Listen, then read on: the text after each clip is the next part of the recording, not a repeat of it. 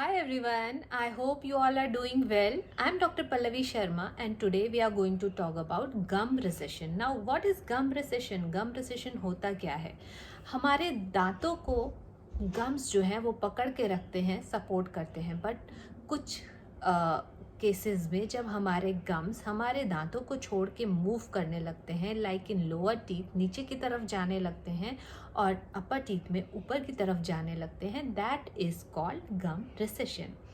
सो हम समझ गए कि गम रिसेशन होता क्या है, लेकिन अगर हम गम रिसेशन को इग्नोर करते हैं तो it can lead to tooth loss. तो इसके लिए बहुत ज़रूरी है कि आप अपने दांतों का ध्यान रखें. अब कैसे हम पहचानेंगे कि हमारे दांतों में गम रिसेशन का प्रॉब्लम हो रहा है या नहीं हो रहा है? What are the symptoms of gum recession? Number 1, जिस दांत के रिलेटेड आपको गम रिसेशन हो रहा है वो दांत में आपको सेंसिटिविटी फील हो सकती है, ठंडा गर्म लग सकता है.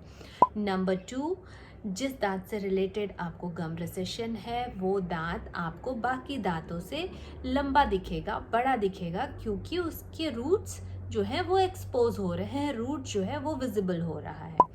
नंबर 3, जो रिसीडिंग गम्स जहाँ पे भी होता है तो वो गम्स जो हैं वो थोड़े से नॉच्ड हो जाते हैं, गम्स का शेप बाकी दांतों के गम्स से अलग हो जाता है. तो ऐसे आप पहचान सकते हैं कि कहीं आपको भी गम रिसेशन का प्रॉब्लम तो नहीं हो रहा है. Now what are the causes? किन कारण की वजह से हमको गम रिसेशन का प्रॉब्लम होता है? Why do our gums recede? इसके बहुत सारे कॉजेज हैं, लेकिन जो मोस्ट इम्पॉर्टेंट कॉजेज हैं इसके वो हम डिस्कस करेंगे.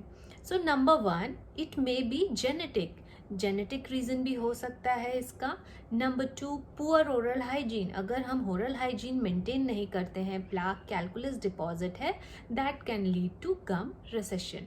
नंबर 3, ओवर ब्रशिंग और हार्श ब्रशिंग. बहुत ही विग्रस ब्रशिंग करते हैं कुछ लोग, उसकी वजह से गम्स पे एक्सेसिव प्रेशर आता है और गम्स रिसीड करते हैं.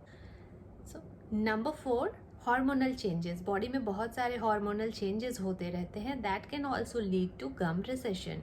Number 5, periodontal disease. जो हमारा सब टूथ है उसके सपोर्टिंग स्ट्रक्चर का इन्फेक्शन हो जाता है, that can lead to gum recession.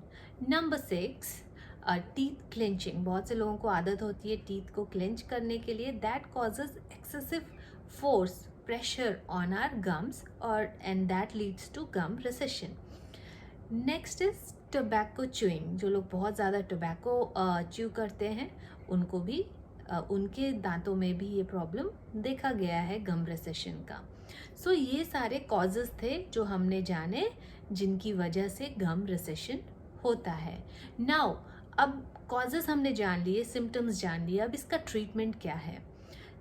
Treatment अगर हम अर्ली स्टेज में करते हैं तो that saves our time as well as our money, क्योंकि गम रिसेशन ऐसी चीज़ है अगर आप उसको इग्नोर करते हैं तो gum recession leads to bone loss. उसकी वजह से हमारा बोन लॉस होता है जो हमारे दांतों को सपोर्ट करता है और eventually it leads to tooth loss और फाइनली हम अपने दांत को खो देते हैं. अगर आपको ये प्रॉब्लम है गम रिसेशन का तो प्लीज़ डोंट इग्नोर इट. उसको आप जितनी जल्दी ट्रीट कराएंगे उतनी ही जल्दी आपको आराम मिलेगा और आपका ट्रीटमेंट भी कम से कम में हो जाएगा. It's always better to get it treated in early stage. It saves your time as well as your money. जब आप अर्ली स्टेज में अपने डॉक्टर के पास जाते हैं ट्रीटमेंट के लिए तो जो मोस्ट कॉमन ट्रीटमेंट है वो डीप स्केलिंग और रूट प्लानिंग का होता है.